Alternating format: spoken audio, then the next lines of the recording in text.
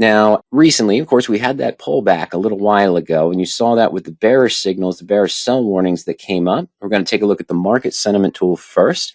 Right now, we're at a neutral standing.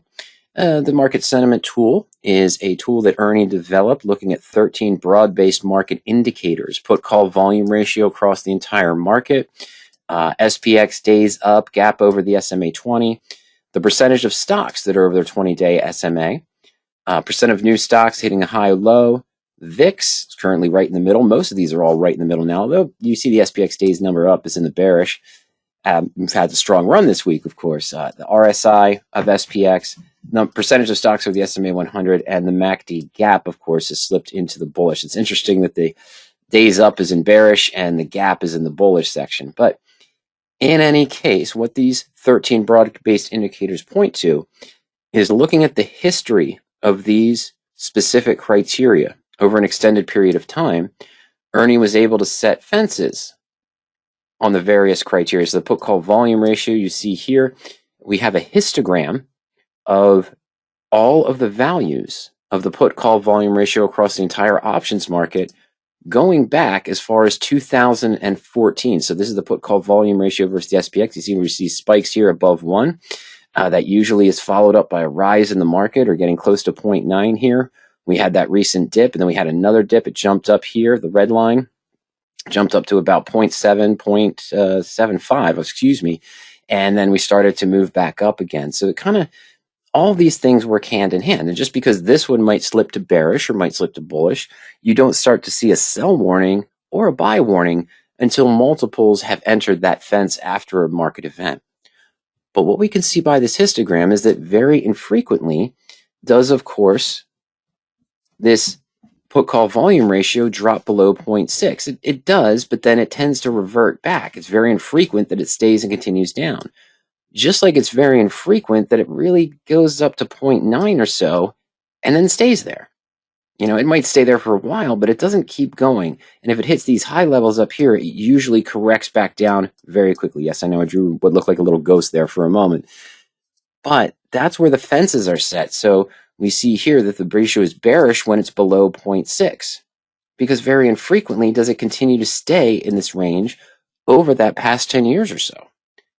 And on the same side, it's bullish when it's above 0.99, the put call volume ratio, where it's getting closer to that one, because very infrequently does it hit these levels and stay in these levels before it reverts back.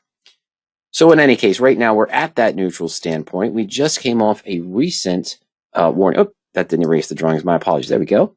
Just came off the recent sell warning on 8:30 when we were at 56.48.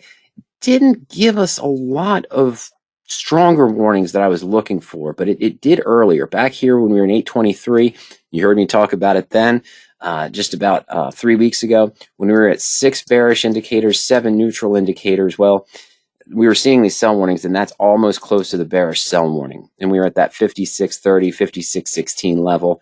We bounced around and then sort of dipped back down, but then we came back up. Didn't see a strong buy warning. The last buy warning you see wasn't too long ago either. It was right in the beginning of August, excuse me. So the bullish buy really triggered on 8.5 and on 8.7. The strongest bullish buy was on 8.5, 7 bullish indicators, and 6 neutral, and that's when we were at 51.86.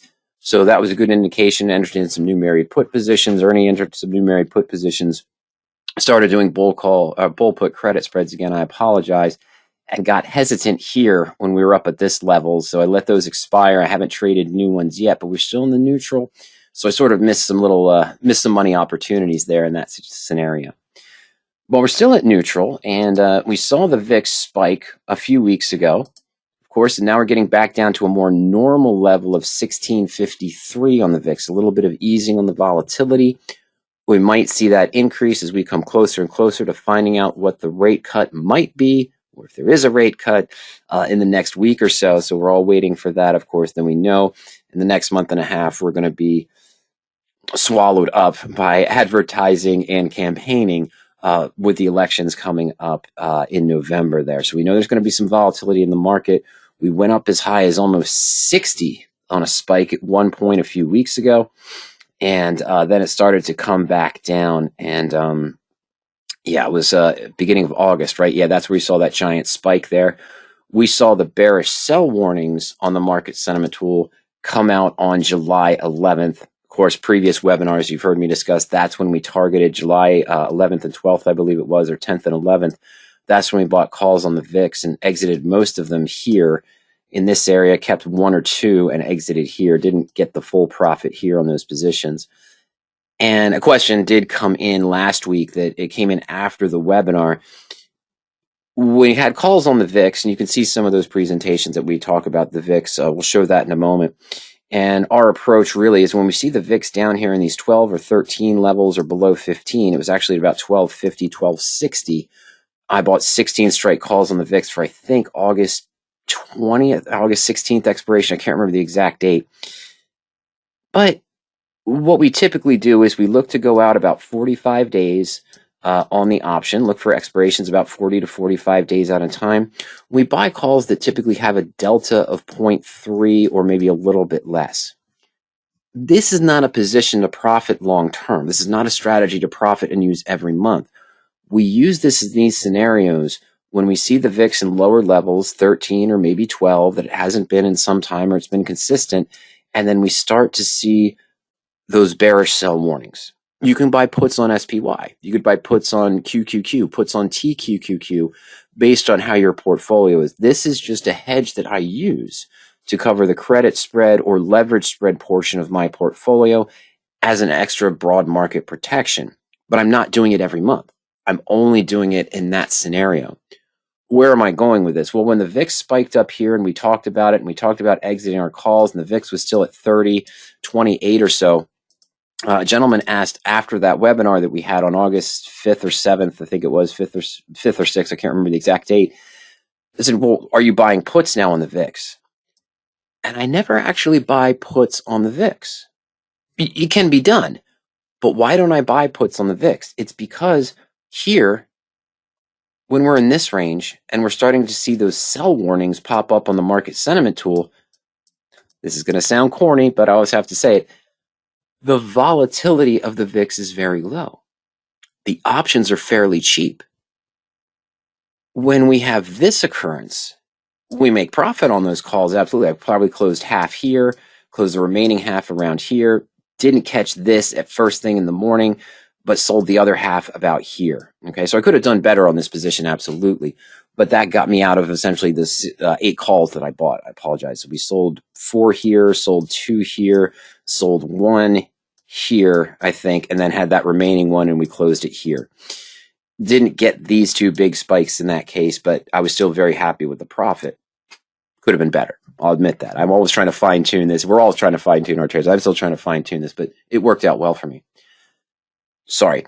So at this point here, or even here, why was I not buying puts on the VIX if we started to see that buy signal that we had, which happened with being the buy signal on the market sentiment tool? That means the market was likely to go back up. So naturally the VIX would come back down, and it did. But at this point, the volatility of the VIX options, the implied volatility of the volatility index options, are way too expensive. They're way too high. We actually have a search on this, a default search in our bear call credit spread screen. After this move and starting to see the pullback, that's typically when we might look to do bear call credit spreads on the VIX, which is dangerous. Don't get me wrong. You know that you can only risk a certain amount, but when you start to see the VIX hitting these levels and then you start to see the buy or bullish buy sentiments on the market sentiment tool, that might be a good time to start using the bear calls. But it can get you trapped because some other event happened here and the VIX started to jump back up from its 15 range back up to almost the 25 range. We probably would have been a spread of 22 to 24, something along those lines, maybe 23 to 25.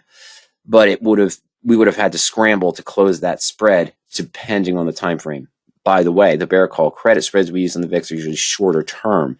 They're not that 40, 45 days or so time frame that we use for buying calls when, once again, that certain level is hit. Okay, so we look to do this, the bear call spreads, on a shorter term after the VIX has had a large run.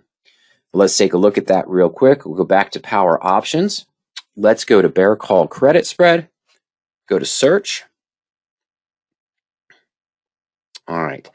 And you see here, one of the default searches is VIX weekly bear call credit spreads. I'm not suggesting you do this right now. We're still at 16.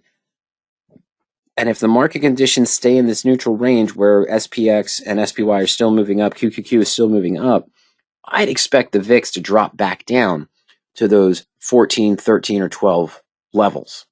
Maybe in the next week, but it all depends too on when we're expecting that rate cut to come, because you know the market's going to be in flux with that going on. So as I mentioned, you see here the strikes are shorter term. We're looking at 1 week out, but they're not that far away from the current price. All right, we're looking at 19 strikes. We are looking at 2, 3, 4% returns for weekly spread. It's not that high because the volatility has been dropping. The 18 to 20 spread looks like it has the highest return if we get filled at midpoint here. It does have a good probability of 82.8%.